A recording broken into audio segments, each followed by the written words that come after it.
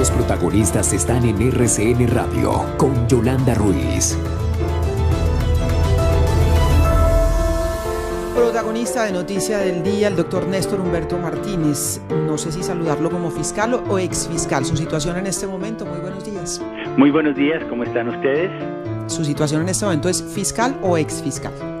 Pues estoy en ese lío, Yolanda, porque presenté renuncia irrevocable y yo no soy abogado laboralista y ahora me dicen los abogados laboralistas que eso implica que tienen que aceptarme la renuncia.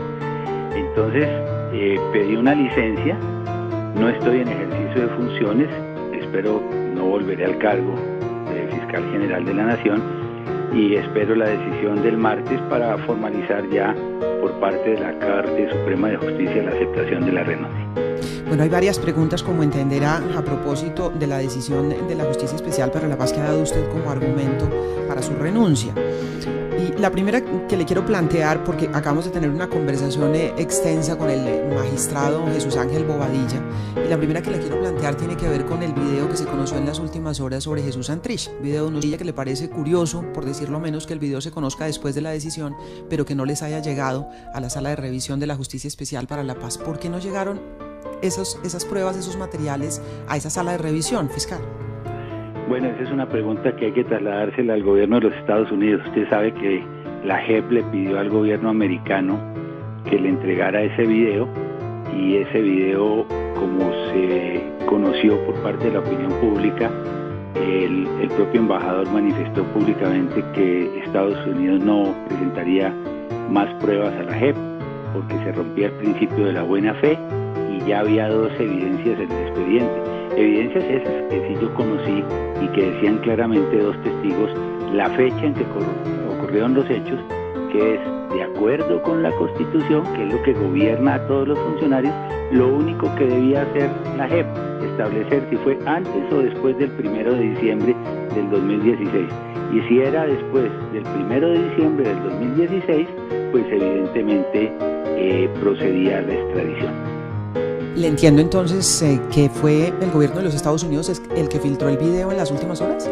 Lo que le puedo decir es que ese video no consta en los expedientes de la Fiscalía hasta cuando yo estuve en el ejercicio de mi cargo. Es decir, hasta ayer ese video de 7 minutos que conocimos no estaba en los expedientes de la Fiscalía. Luego, pues presumimos que desde la Fiscalía no se filtró. Así es, debemos presumirlo así, sí señor.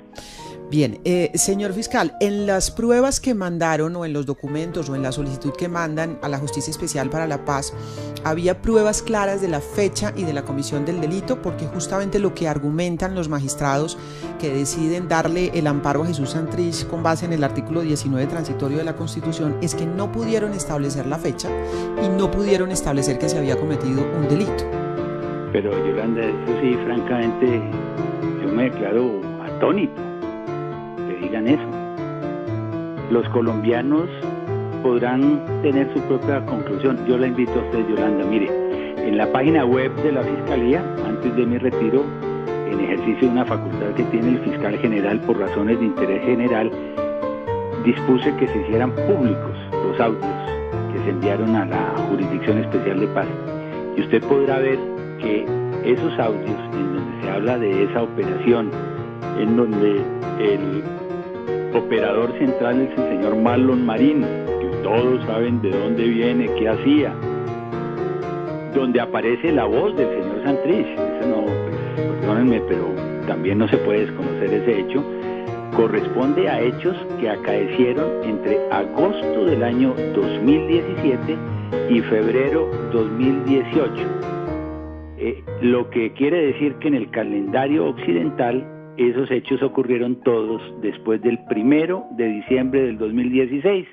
Luego no hay garantía de extradición en ese caso, diga lo que diga la sección de revisión. Lo que dice la sección de revisión es que no tenían pruebas para establecer esa fecha. ¿Cuál era la prueba?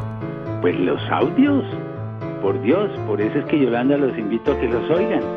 Y esos audios fueron legalizados ante juez de garantías y esos audios tienen fecha precisa y la tiene en su expediente la Jurisdicción Especial de Paz. No, pretexto sí no puede haber en este caso.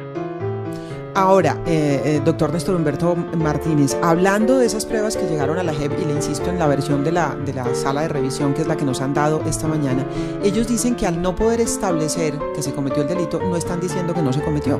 Le están pidiendo a la Corte Suprema y le están pidiendo a otra sala de la JEP que investigue si hubo delito para que ese delito no quede en la impunidad si se cometió. No, ellos lo que dicen es que se juzgue en Colombia al señor Hernández. Dice, considera la sala que el juzgamiento de Hernández en Colombia es la manera más efectiva de respetar el derecho internacional público.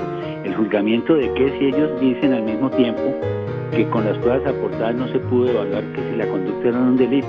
Al fin, lo uno o lo otro, pero ese grado de contradicciones no pueden aparecer en una providencia judicial de la importancia de esa providencia. Pero, doctor Néstor Humberto, lo que entiendo es que ellos remiten ese expediente tanto a la Corte como a la misma JEP para que instruyan y para que investiguen el caso.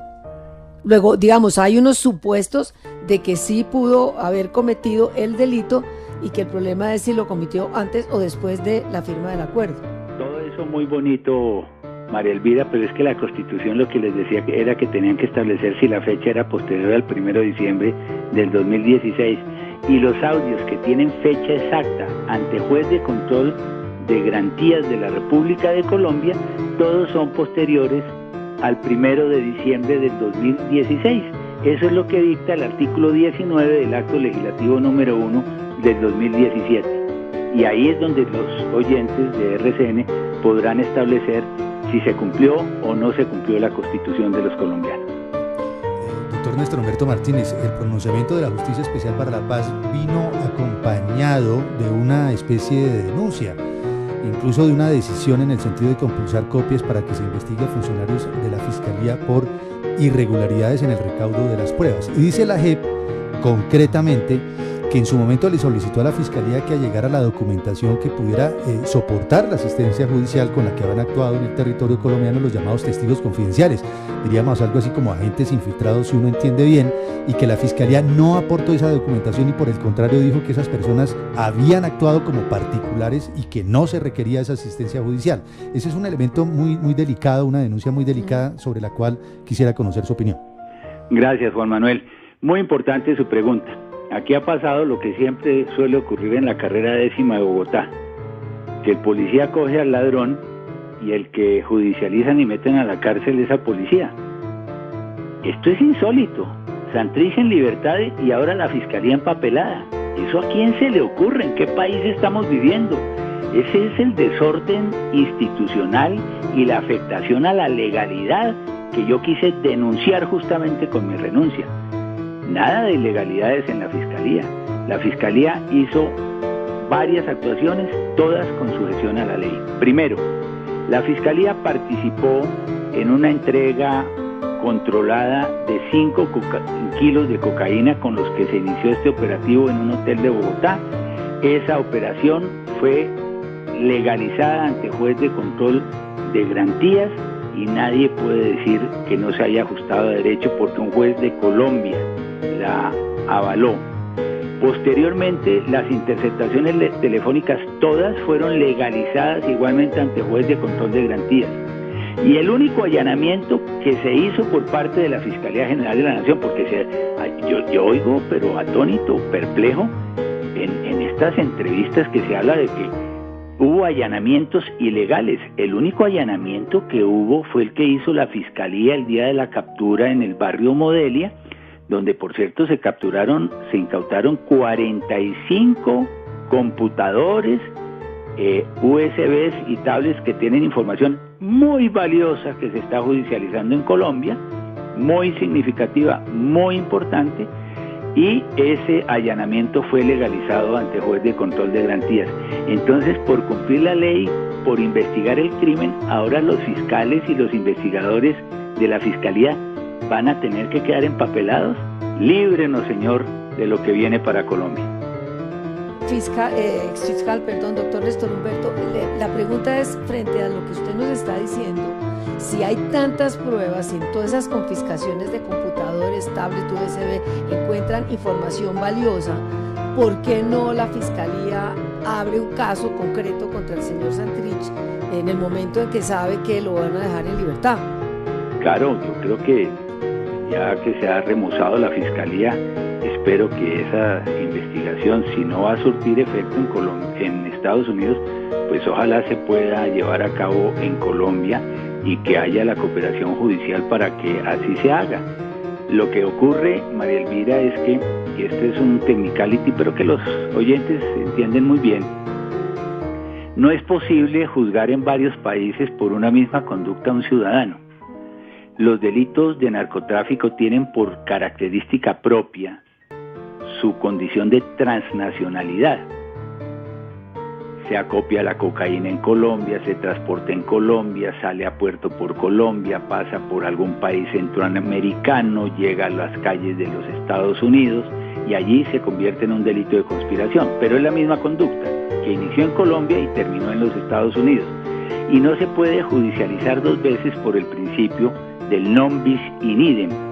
Entonces, frente a esos hechos, lo que autoriza la Constitución colombiana y las leyes de Colombia, pero sobre todo la jurisprudencia de la Corte Constitucional, que es clarísima, es que en esos hechos las jurisdicciones restantes a las del país requirente de una extradición, que en este caso es en Estados Unidos, pueden ceder su jurisdicción, es decir, no investigar el delito, porque si se investiga el delito en los dos países, pues viene el principio del no bis in idem y queda impune esa conducta. Eso fue lo que ocurrió justamente en este caso. Doctor Néstor Humberto Martínez, quisiera solicitarle una precisión en relación con la inquietud anterior que le formulé relacionada con los testigos confidenciales. Usted dice que, bueno, un juez de la República conoció todo el operativo, pero la JEP dice que las leyes internacionales establecen que cuando autoridades extranjeras van a practicar pruebas en otro país, deben contar con el permiso para recaudar las pruebas. En ese sentido, sí hubo evidentemente participación de agentes confidenciales extranjeros y tenían ese permiso debido para recaudar las pruebas, porque la JEP dice que la Fiscalía dice que esas personas actuaron como particulares. Lo que yo le puedo decir exactamente es que la Fiscalía no participó en esas reuniones. ¿En qué reuniones? Precisemos un poquito ahí, señor fiscal. En el famoso video que salió a la luz pública anoche, la Fiscalía no tenía conocimiento de ese operativo, no participó en ese operativo. ¿Quién hizo el operativo?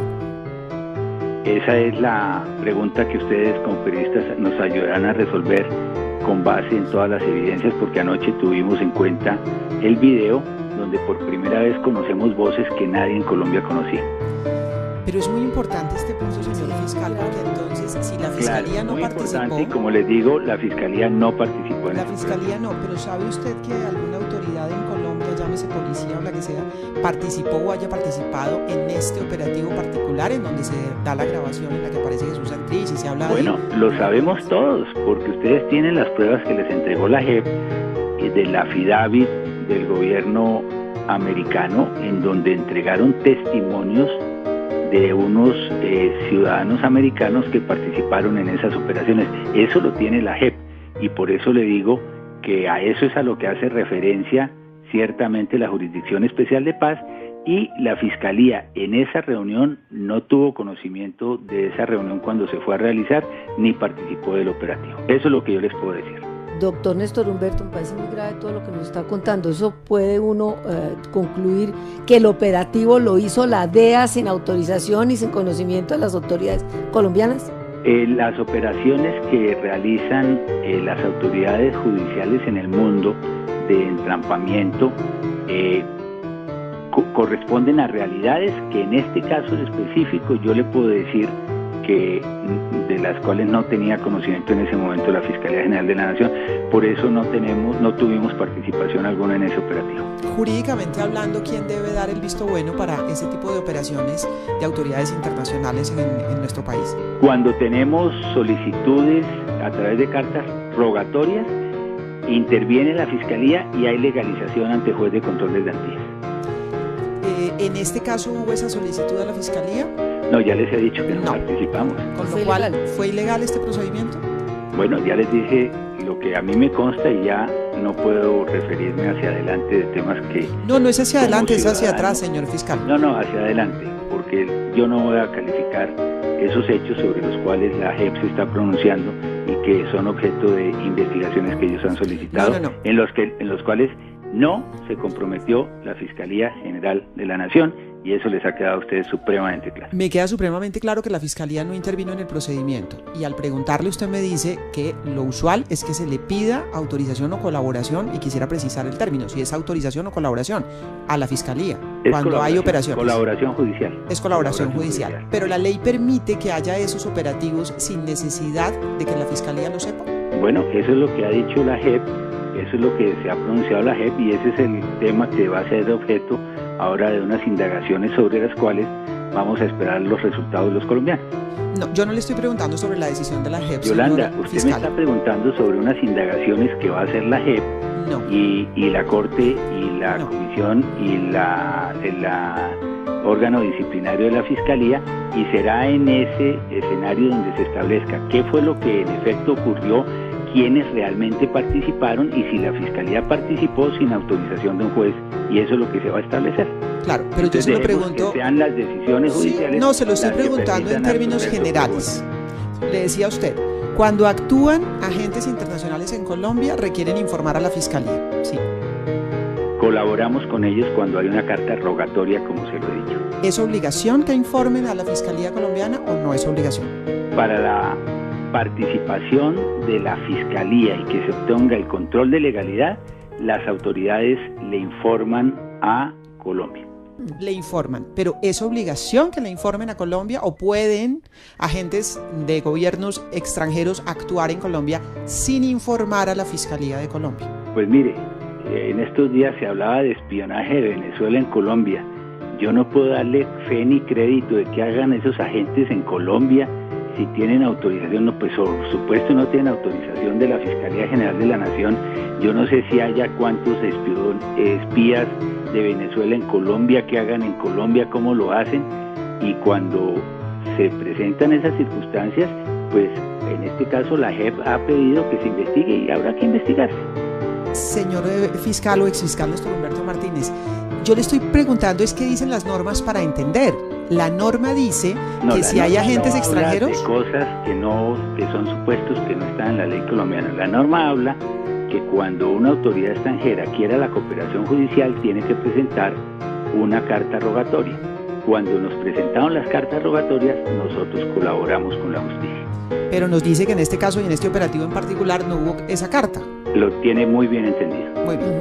Eso era a ese punto quería llegar, fiscal, porque usted no nos dice si fue ilegal, pero pues otros pueden interpretar que si no llegó la carta, pues hubo una dosis de ilegalidad en el procedimiento. Muy respetable su conclusión, pero eso es lo que la JEP ha pedido que se investigue y está bien que se investigue. Y está bien que se investigue evidentemente para saber si hubo o no hubo procedimiento legal de esos agentes internacionales que actuaron en Colombia. Ahora, señor fiscal, ¿quién debe decidir en este momento, más allá de la apelación que va a presentar el procurador Fernando Carrillo ante la sala de apelación de la JEP, quién debe decidir de quién es competencia la investigación, si de la Corte Suprema o de la sala a la que remite la sala de revisión de la JEP? ¿Quién debe investigar la conducta del señor Jesús Santrich?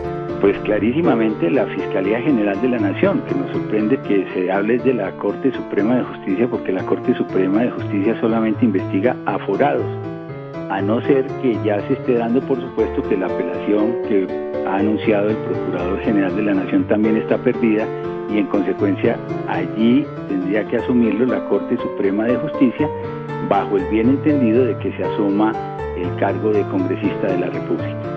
Ahí me queda un vacío, señor fiscal, y es si lo debe hacer la Fiscalía General. Usted nos explicaba hace unos minutos que en la medida en que había un proceso de extradición en camino y demás, no se abría la investigación en Colombia, o se puede abrir directamente y sin ningún problema. Porque en ese momento se cede jurisdicción, que fue lo que hicimos en Colombia de acuerdo con la Constitución. Ahora sí la puede abrir porque ya se decidió la JEP ya decidió que no lo extradita. No se ha decidido porque esa decisión no está en firme, María Elvira. Falta la instancia de apelación y eso implicará que haya una comunicación entre las autoridades judiciales americanas y las autoridades judiciales colombianas a fin de que si las autoridades judiciales americanas declinan jurisdicción, le ofrezcan en cooperación judicial sus pruebas a Colombia y en ese caso esas pruebas puedan servir para las imputaciones correspondientes. Ya. Señor fiscal, a partir de su renuncia, pues como usted entenderá, o doctor Néstor Humberto Martínez, se ha desatado una cadena de reacciones de distintos sectores que hablan de una ausencia de institucionalidad plena en el país, de algunos vacíos, y otros, como el senador Gustavo Petro, a quien estoy leyendo en su cuenta de Twitter, dice lo siguiente: ¿qué tal el uribismo? Fundamentar una constituyente en el hecho de que un corrupto al que apoyaban se va de la fiscalía. Sobre este trino tengo dos inquietudes. ¿Qué piensa usted de una posible constituyente? Pero sobre todo, ¿qué piensa de que Petro le diga corrupto? Pues otra de las ironías, oficiando de sacerdote de la moral, el señor del video con los dineros sucios metidos en una bolsa de plástico. ¡Qué paradoja, por Dios! Yo fui al Congreso de la República, respondí una a una las preguntas que me hicieron. Gracias a ello todos los partidos políticos se pronunciaron en su momento. Ayer, con gran satisfacción, la ciudadanía me expresó toda su solidaridad. Eran miles y miles de personas. Es que yo he quedado abrumado, estoy supremamente agradecido. Y además todos los partidos políticos se pronunciaron a una, inclusive muchos de ellos pidiendo que reconsiderara mi renuncia. Editoriales de la prensa lo han expresado y eso genera mi gratitud, porque yo sí le puse la cara al país. El señor Petro no nos ha querido contar de dónde venían esos dineros, cuándo fue eso, para qué los recogió en esa operación sospechosa encubierta en donde estaba recibiendo dineros, con qué propósitos. Ustedes saben que yo sí le puedo decir a los colombianos que mis manos no están manchadas ni de sangre ni de dineros sucios. Y en relación con la constituyente, lo que les puedo decir es que ese es un paso que yo creo que a mi modo de ver es inconveniente, porque deja en interinidad el proceso de paz. Lo que tenemos que hacer los colombianos ahorita es consolidar la institucionalidad de la paz, y a ese propósito contribuye mi renuncia, porque yo estoy diciendo es que aquí hay unos problemas que tenemos que resolverlos, pero tenemos que enfrentarlos, sincerarlos. Esto no es evadiendo los problemas como vamos a resolver lo que está pasando. Por eso yo me había propuesto llegar a un consenso que estaba liderando con el conocimiento del señor presidente de la República, para buscar aquellos puntos que deberían perfeccionarse respecto de esa institucionalidad de la paz, sin abrir la paz a la incertidumbre. Y habíamos hablado ya con el presidente Gaviria y me dijo: estamos listos para entrar nosotros desde el Partido Liberal Fiscal, sobre la base que haya una decisión primero por parte de la Corte Constitucional. Entonces quedamos un poco en stand-by esperando la decisión de la Corte. Un gran promotor de ese acuerdo nacional es el senador Roy Barreras, que con gran entusiasmo estaba en eso. El presidente Uribe dijo: nosotros también participamos de ese entendimiento. Hablé con el doctor Germán Vargas, me expresó lo mismo. El presidente Santos me dijo: superada la fase de las objeciones fiscal, empleémonos en esa ley interpretativa que se está promoviendo por varios sectores de las bancadas representadas en el Congreso. Y hablé también con las FARC, me senté con Julián Gallo el viernes pasado, le expresé el interés que teníamos de avanzar en este entendimiento, y bueno, yo creo que esta posta la tiene que tomar ahora alguien, porque es el momento de dejar atrás tanta fractura política, tanto disenso, con tantas posibilidades que nos ofrece el proceso de paz. No llegar a un entendimiento entre los colombianos sería un pecado histórico. Dice usted que habló con Germán Vargas para ese acuerdo nacional, entre otros de los actores, pues, pero no pasa indispuesto como parece para el acuerdo político, como usted lo menciona, el doctor Germán Vargas, y Cambio Radical, a la hora de apoyar las objeciones que usted presentó en su momento y que pedía apoyo de ese partido político en particular que ha sido tan afín a usted. ¿Qué fue lo que falló ahí? ¿Vargas lo dejó solo? Pues, buena pregunta. Mire, Cambio Radical nació en un momento de la vida política colombiana en donde estaba gravitando el peso de la narcodemocracia sobre nuestro país. Es la expresión de un disenso para recobrar el orden y la autoridad. Y quienes fuimos partícipes de ese movimiento, con el doctor Germán Vargas hemos participado de un mismo ideario, de una misma concepción sobre el orden y la autoridad. De hecho, el doctor Vargas fue el promotor del restablecimiento y el autor del restablecimiento de la extradición en Colombia, y por eso yo animaba la esperanza de que nos acompañara en estas objeciones. De hecho, en una reunión, y puedo decirlo abiertamente, en la cual participamos con Germán, con el doctor Jaime Lombana, con la periodista Marisabel Rueda, expresé mis preocupaciones y me animaron a que fuera adelante plantearle estos temas al país, pero cuando llegó la hora de las decisiones sí, me quedé solo, la verdad es esa, tristemente solo. Doctor Néstor Humberto, frente a las reacciones tras la decisión de la JEP y su renuncia y ese terremoto que se generó, hubo una reacción igualmente fuerte a la de Petro desde el otro espectro político, y ahí fue la del expresidente Uribe, que dice que la decisión de la JEP demuestra un cogobierno del narcotráfico con el narcotráfico pactado desde La Habana, y que lo que hay para adelante y la necesidad es de derogar la JEP. ¿Qué opinión le merece esa opinión? Bueno, yo he hablado con el presidente Uribe como hablé con todos los expresidentes. Como usted se da cuenta, María Elvira, y yo les doy testimonio de ello, tengo el privilegio de hablar con todos los sectores de la política nacional. Y en esos diálogos que he tenido con el presidente Uribe, hemos llegado a la conclusión de que la JEP es una realidad institucional. Lo que hablamos en su momento era que necesaria su consolidación, y por eso lo invité a que formara parte de ese acuerdo de entendimiento nacional, y él muy generosamente me expresó que participaría en ese acuerdo. Por eso digo que ojalá esa posta que estaba tratando de liderar, con el conocimiento del señor presidente Duque, quien ha sido tan solidario con toda la actividad que nosotros hemos llevado a cabo en la Fiscalía, pues la retome la institucionalidad colombiana y podamos lograr ese consenso. Y un activo muy valioso que hay ahí es la voz de las FARC también. Con Julián Gallo hablamos sobre el tema y él me expresó que estaría atento al llamado. Y otro activo muy importante es la propia presidente de la JEP, con quien se puede establecer un diálogo muy significativo y recoger toda la institucionalidad para llegar a esos consensos. Es el momento del consenso y del diálogo. Claro, pero ¿está de acuerdo con el pronunciamiento de que hay un cogobierno del narcotráfico con las FARC y que hay que derogar la JEP? Bueno, como le digo, yo realmente no conozco eso. Lo que sí le doy fe es que hablamos con el presidente Uribe de avanzar en ese diálogo para consolidar la institucionalidad de la paz. Eso es lo que tenemos que hacer ahora todos los colombianos. Claro, señor fiscal, usted presentó una renuncia irrevocable, pero existe tanto en términos de su voluntad como algún espacio jurídico para que usted pueda echar para atrás y decir, no, me quedo, después de que sucedieron pues tantas manifestaciones de apoyo a esta causa suya. Pues la verdad yo estoy muy agradecido con todos los partidos que así lo solicitaron, los gremios que me llamaron a expresarme lo mismo, sindicatos internos de la Fiscalía, muy lindas sus manifestaciones, con las páginas editoriales que así lo plantean, con ellos infinita gratitud, pero mi decisión fue irrevocable y así debo proceder en consecuencia. ¿Se mantiene en esa decisión al margen de lo que pase en la sala de apelación de la JEP?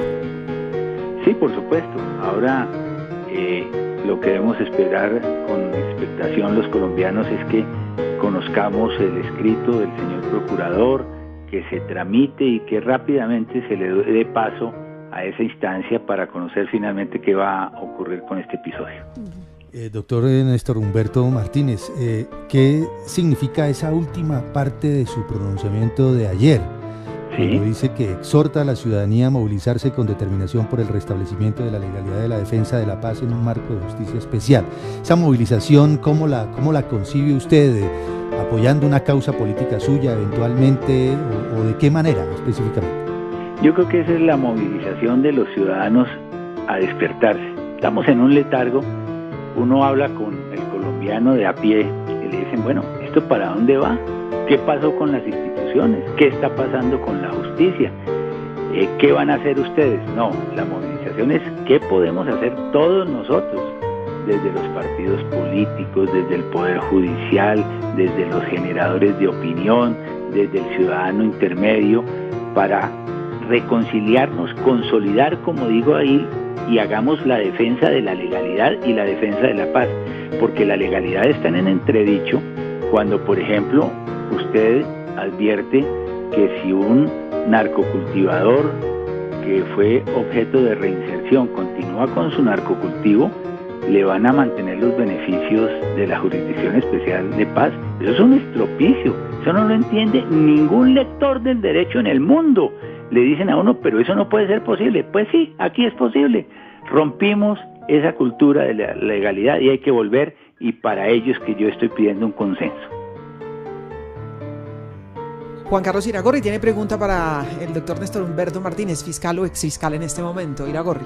Doctor Néstor Humberto Martínez, quiero pasarlo a otro asunto. Si el Centro Democrático lanza su candidatura presidencial, ¿usted aceptaría? ¿Quiere ser presidente? Juan Carlos, usted puede servirme de notario público. La única opción de mi vida es dedicarme a escribir mis libros. No puedo quedar en deuda con ese interés que tengo de terminar mis libros de derecho corporativo, de derecho societario, y un libro que va a ser muy interesante sobre las troneras jurídicas del acuerdo de paz y cómo hay que blindar a la sociedad colombiana frente a esas grietas jurídicas. Y a eso me voy a dedicar, y me voy a dedicar a ejercer el abuelazgo. Esta mañana contaba que me llegó la tercera edad en medio del servicio público, que estuve recientemente por allá en sus tierras, Juan Carlos, y resulta que en una ventanilla me dijeron boleta para un señor senior de la tercera edad. Dije, no, yo tengo 63 años, contesté muy dignamente, y me dijeron por eso, de la tercera edad, y me dieron un descuento del 50%, o sea, uno ya, si es de la tercera edad, tiene que pasar a retiro, a gozarse de sus nietos, y usted será el notario vigilante de lo que hoy estoy diciendo.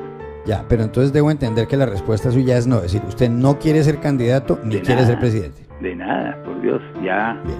Los que iniciamos en el kinder del presidente Gaviria, ya empezamos a dar todos un paso al costado. Doctor Néstor Humberto Martínez, me imagino que usted habrá escuchado y leído, le han contado lo que se ha dicho en relación con las reales razones que tuvo usted o que habría tenido para renunciar. Algunos dicen, no, el caso Santrich fue un papayazo, pero en realidad a Néstor Humberto Martínez lo sacó Odebrecht. Quería preguntarle, ¿usted queda satisfecho con lo que hizo con la investigación de Odebrecht, que en América Latina tiene a presidentes presos y aquí todavía parece no hay, bueno, a uno que se suicidó en Perú, y aquí parece o hay la sensación de que no se ha llegado a fondo, que no han caído todos los que son los verdaderos responsables? Sí, eso es parte de la parte de la cultura jurídica y de la cultura informativa. Mire, y lo planteamos todos los representantes de los ministerios públicos de Iberoamérica. Colombia siempre fue reconocido como el país que llegó más lejos en esta investigación, obviamente después de Brasil, porque allí fue donde ocurrieron los hechos.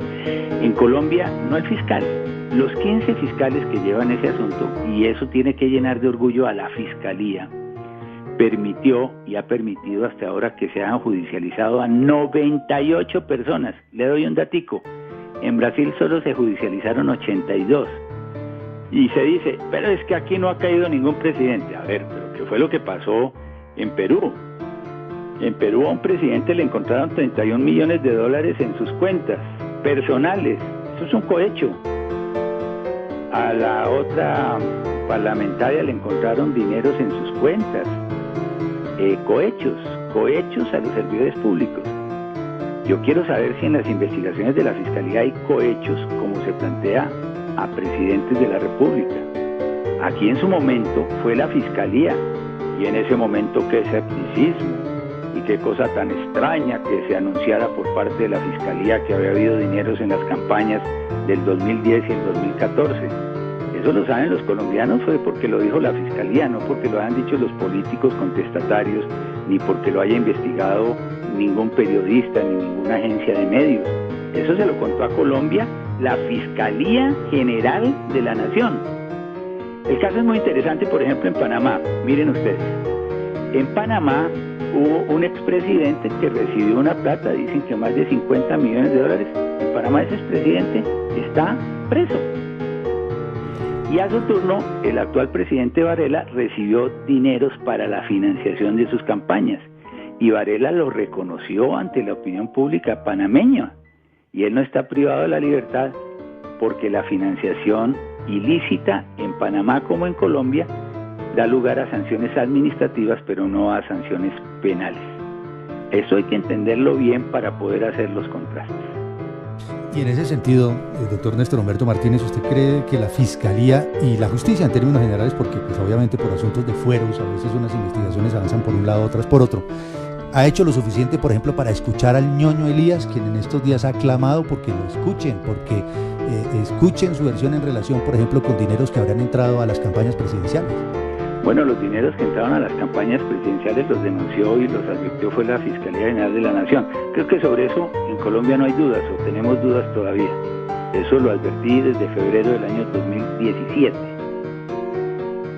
Y con el ex senador Bernardo Elías, la Fiscalía ha venido dialogando para tener una posición unificada ante la Corte Suprema, porque a él lo investiga la Corte Suprema de Justicia, en el buen entendido de que si él tiene una matriz de colaboración que le ha presentado a la Fiscalía General de la Nación, pueda avanzar con su colaboración con la justicia. Este es uno de esos casos dolorosos que le toca a uno en la vida. Yo tuve siempre una magnífica relación con el senador Bernardo Elías y, por supuesto, él tuvo que asistir ante la justicia, ponerle la cara a la justicia y ahora quiere colaborar con la justicia. Y bienvenida a esa oportunidad, porque por eso hemos estado dialogando con sus asesores jurídicos y habrá unas diligencias prontamente en la Corte Suprema de Justicia y ojalá haya un feliz desenlace. Ya no participaré yo de esas circunstancias, pero la colaboración de todos aquellos que quieran hablar tienen que hacerlo. Otra cosa de las que se ha dicho es que los que corrompieron no comparecieron ante la justicia. Mire, no hay un solo oficial de Odebrecht desde México hasta el Cabo de Hornos que esté respondiendo distinto a los brasileros, porque en todos se les ha tenido que dar principios de oportunidad. Pero en Colombia es el único país de América Latina donde hay 3 oficiales de Odebrecht con medidas de aseguramiento. Eso les dará cuenta de todas las falacias y todas las mendicidades que se construyeron a lo largo de estos tiempos. Muchas gracias. Doctor Néstor Humberto, un momentico. No se despida de esa manera. Con su renuncia. No, si es que ustedes supieran que yo tengo que ir a recoger mis bártulos para poder... Pero ya según nos ha contado, lo que le queda por delante será bueno, entonces sí, tiene unos minuticos más. ¿Y con qué voy a escribir mis libritos? Pues en parte con estas conversaciones, claro, mire, con su renuncia queda desactivado lo del fiscal ad hoc en los casos de Odebrecht. No, eso tendrá que resolverse ahora, me imagino, cuando se tomen las decisiones correspondientes, pero entiendo que el fiscal ad hoc está cumpliendo con sus responsabilidades en este momento. Señor fiscal, hoy que se va de la Fiscalía, ¿se arrepiente de alguna decisión que hubiese tomado en el pasado y que usted diga fue un error? Arrepentirme, no, yo creo que ante todo frustraciones, ¿no? En esto del ejercicio de la justicia es doloroso ver amigos de los que yo quiero seguir siendo amigo y que ojalá entiendan que yo tuve que ejercer las funciones desde la Fiscalía, porque la justicia no puede claudicar por razones de amistad ni de compadrazgo, y que a veces no entienden que esa es la realidad. Por supuesto que muchos sectores quisieran que yo no hubiera movilizado lo del cartel de la toga, que no hubiera actuado en el caso de Odebrecht como actuaron los fiscales de la Fiscalía General de la Nación, porque todos se lo imputan a la chequera del fiscal general. Allá lo que pase todo es por cuenta del fiscal general. El fiscal general a veces ni se entera de los hechos. Y muchos amigos que yo he tenido en la vida que dicen, ¿y este señor por qué me judicializó a mí? No soy yo, es el cumplimiento del deber. La gran censura que le pueden hacer al exfiscal Martínez Neira es que él hubiera utilizado su cargo para obstruir la justicia. Eso sí sería muy grave, pero ni en el caso Hyundai, ni en el caso del cartel de la toga, ni en el caso de Odebrecht, donde han tenido que llegar a ser judicializados y condenados personas que fueron muy cercanas a mis afectos, en cumplimiento del deber legal. ¿No se arrepiente usted de haber nombrado al fiscal anticorrupción Moreno en su cargo? Pues, puesto en una balanza, creo que me metieron un gol ahí, pero no me arrepiento, ¿sabe por qué? Porque ahí surgió el operativo de investigación judicial más importante en la historia del país para velar por la integridad de la justicia. Y desde el momento en que eso ocurrió, gracias a la cooperación que yo le pedí personalmente al gobierno de los Estados Unidos y que fue muy valiosa, y a la determinación de la Corte Suprema, es que miren, esta Corte Suprema es tan importante en la remoción de todas esas dificultades que tuvimos y en el restablecimiento de toda la integridad, que la Corte se empleó a fondo, para establecer la realidad de estos hechos, y luego la Comisión de Acusaciones ha venido trabajando y hemos estado trabajando. Mire, ahora empieza la fase 2, por ejemplo, del cartel de la toga en la Fiscalía. Ahí queda una gran frustración porque no veré los resultados, pero ya con la cooperación que nos ha entregado Estados Unidos de ponernos a disposición o de poner a disposición de la Fiscalía al abogado Moreno, vamos a poder avanzar en la Fiscalía, los fiscales, en las indagaciones que tienen en 45 casos que hay sobre investigaciones de integridad en la justicia. Y ya la Fiscalía anunciará en el curso seguramente de los próximos días todas las imputaciones que van en seguidilla, ya tienen fecha. 13 congresistas de la República que pasaron de la Corte a la Fiscalía, un ex magistrado auxiliar de la Corte Suprema de Justicia, un fiscal delegado ante la Corte Suprema de Justicia, particulares que tuvieron compromisos en estos actos de afectación de la integridad de la justicia. Así es que lo que hemos es actuado, y gracias a ese impasse, que sí fue un impasse que me dolió mucho, me atormentó mucho, pudimos destapar lo que hoy conocen los colombianos. Pues muchísimas gracias por este tiempo para los oyentes de RCN Radio, muchas gracias y seguro que volvemos a conversar en el futuro. Bueno, Yolanda, a ustedes muchas gracias, a José Manuel, a Juan Manuel, a María Elvira, y sobre todo gracias por sus voces críticas. Es que los servidores públicos, ustedes creen que nosotros nos ofendemos por la crítica. Yo he pasado tanto por el servicio a la patria que escuchar la crítica lo remoza a uno y lo lleva a rectificar. Así es que gracias por todo lo que dijeron en RCN. Muchísimas gracias. Es Néstor Humberto Martínez. En este momento no sabemos con claridad si es fiscal o exfiscal. Él nos dice que ha pedido una licencia, no está en funciones, y varias cosas que quedan de esta entrevista extensa, una hora más o menos, que hemos hecho con él. Él insiste en que la Justicia Especial para la Paz tenía las pruebas para establecer que hubo un delito después de firmados los acuerdos de paz en el caso de Jesús Santrich, que tenían los elementos para poder tomar la decisión de sacarlo de la Justicia Especial para la Paz y avalar la extradición. Él dice que no es cierto que no se tuvieran las pruebas. Le preguntamos sobre el video, y yo creo que tal vez es la noticia más importante que nos ha dado el doctor Néstor Humberto Martínez esta mañana. Primero, el video de 7 minutos que comenzó a circular en las últimas horas, en el que aparece Jesús Santrich en estas conversaciones, de eso solamente se habían conocido unos segundos. Se conoció ahora el video completo de 7 minutos. Nos dice, ese video no estaba en los archivos de la Fiscalía hasta el día de ayer, que salí de mi despacho. Le preguntamos quién lo filtró. Él dice que eso, él no lo puede saber, pero él insinúa que cualquier cosa sobre el video hay que preguntárselo a las autoridades de los Estados Unidos. Cuando le preguntamos si lo filtró alguna autoridad de los Estados Unidos, él se remite a decir que ese video no estaba en los archivos de la Fiscalía. Cuando le preguntamos sobre la grabación de ese video y el operativo detrás de ese video, él dice con total contundencia que la Fiscalía no participó en ese operativo en el que se grabó el video. Cuando le preguntamos entonces quién realizó el operativo, nos dice que la versión es que son agentes internacionales de la DEA, y le preguntamos también si hubo una solicitud formal a Colombia de cooperación en este caso, y nos dice que no es así. Y le preguntamos en reiteradas oportunidades qué dice la ley, qué dice la norma en estos casos. Y él lo que dice es que tradicionalmente lo que se hace es una carta en la cual se solicita la colaboración de las autoridades colombianas, particularmente de la Fiscalía. En este caso le preguntamos, ¿hubo carta? Y nos dijo que no. Ni hubo carta, ni hubo información de la Fiscalía de este operativo, ni hubo participación de la Fiscalía en este operativo. Le preguntamos si eso no significa que es un operativo ilegal, y eso sí no lo quiso responder. Dijo, eso es lo que se debe investigar, pero estableció con claridad que la Fiscalía no participó en este operativo y que no hubo información.